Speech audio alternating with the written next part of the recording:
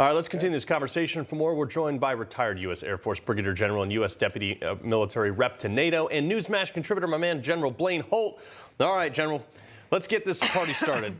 They're removing the nuclear stockpile from the tip of the warhead to launch the missiles into Ukraine? Yeah, good morning to you both. It does look like a clue into what's going on with their logistics, and they could be in trouble.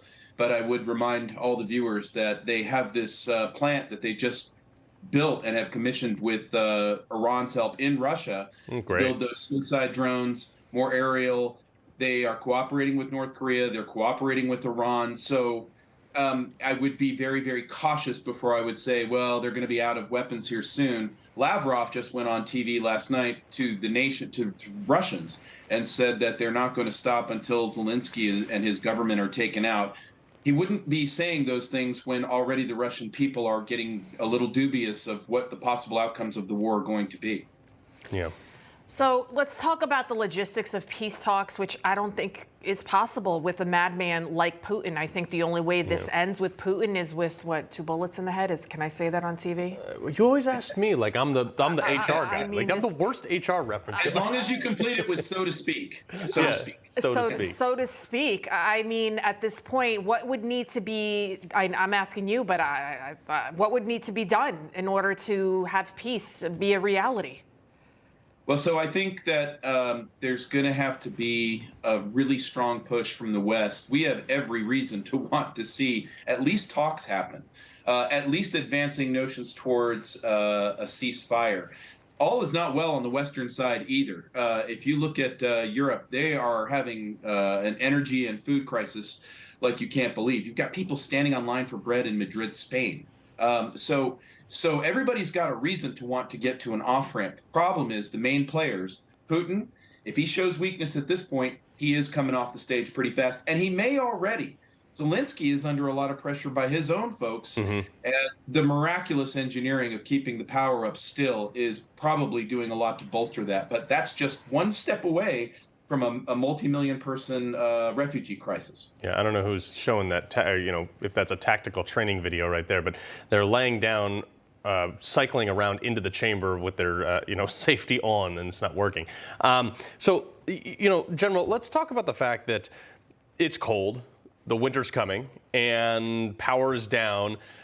How do you think the world's going to respond? I mean, this goes far out of Ukraine too. This goes into Europe, Eastern Europe, obviously, all the way to Madrid with bread lines, essentially.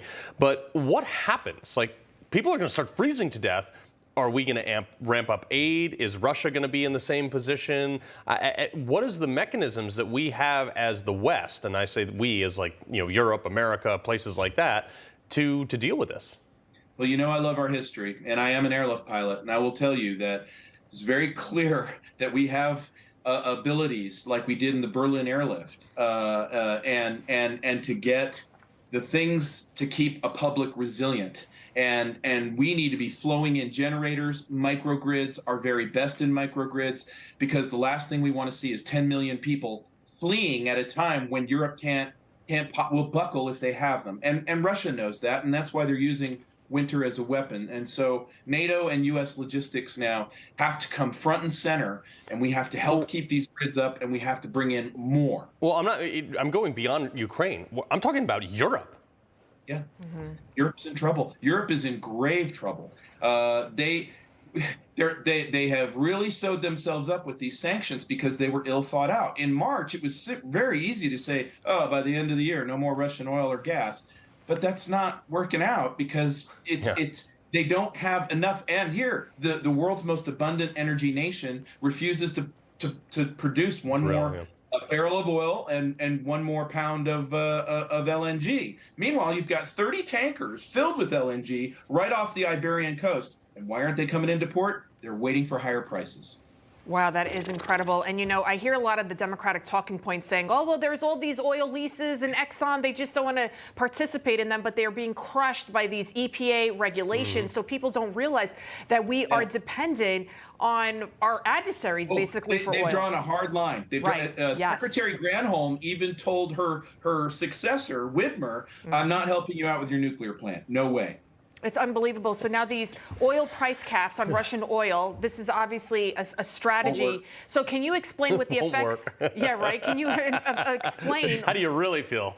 Oh my God. So the problem is it's basic economics. If you set a price, so if Europe says we're going to now set the price of oil, then Russia's simply going to say, well, then we'll sell our oil to somebody else. You know, Poland said we don't want to sign into the price caps until you tell them it's going to be $30 a barrel.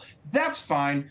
India's going to pay 70. So it's a feel-good thing. It's telling the European population we're going to have oil and we're going to pay this for it. And the world's going to say it's not how the market works. You might want to. In the meantime, China is ramping up their coal production, and that's what people don't realize. When Biden declared war on the fossil fuel industry, he jeopardized our national security. But it's almost like China didn't. You know, one of the you know, it's a tongue-in-cheek joke about kind of the hubris of some of the European nations, but it really is coming home to roost, where they've said, look, we're such a big buying market, and we're Europe, and we're not going to pay what you want us to pay. And they're like, okay, pound sand, we'll sell it to, you know, India. Yeah.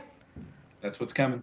And Europe is suffering. There's finger pointing on both sides of the Atlantic. I mean, what do you see in the days ahead for this? Right. That's the most important question. So what's happening at the very top line? What does Putin want? Putin, at the very beginning of this thing, wanted NATO disarray, no unity, and EU all broken up. What's he getting? He's got a lot of countries finger pointing, going around the sanctions, getting oil a sneaky way. Even UK is getting Russian oil. They say they only bought 33 million pounds worth of oil. No, they bought nearly $1 billion worth of Russian oil. They just got it from other ports in Europe. Well, that's the actual thing that they're circumventing. They're buying it third party, still coming from Russia, because they the reality of their energy supply line has come down to roost. We're indirectly. And Europeans are onto them. Look at the protests. Yeah, the Europeans have had enough. But the European, they've had enough. But like they have no. It's like that or freeze, you know. So it's kind of like, does anybody really know what they're doing? General Blaine Holt. Wish we could keep you longer, sir, but appreciate you being here. Guys, have a great day. All right.